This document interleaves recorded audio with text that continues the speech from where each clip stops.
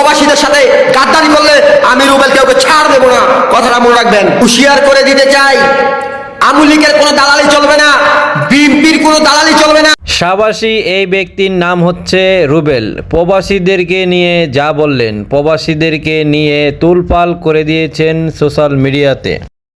কোনো জামাতের দালালি চলবে না, কোনো অন্তর্বর্তীকালের দালালি চলবে না, কোনো নেতাকর্মী দালালি চলবে না এয়ারপোর্টের ভিতরে। যদি এয়ারপোর্টের ভিতরে কোনো দালালি চলে, মাগা কেউ ছাড় দেবো না। আমরা প্রবাসী, আমাদের অধিকার আমরা নিজেরা আদায় করবো। কোনো নেতা কর্মী, কোনো এমপি মন্ত্রী আমাদের প্রবাসীদেরকে নিয়ে কথা বলে না। কেন? কার বুড়ে কার টাকায় বাংলাদেশ চলে? তোমরা এখনো সময় আছে, প্রবাসীদেরকে সম্মান করতে শিখো, না হলে আমরা প্রবাসীরা আমরা নিজেরাই প্রতিবাদ করবো। কোনো এমপি মন্ত্রীর দরকার নাই, কোনো নেতা কর্মীর দরকার নাই। আমি একটা কথা স্পষ্ট বলতে চাই, আমরা প্রবাসী, আমরা রেভিনিউ যোদ্ধা, দেশের জন্য লড়াই করব। সর্বপ্রথম আমরা ভালো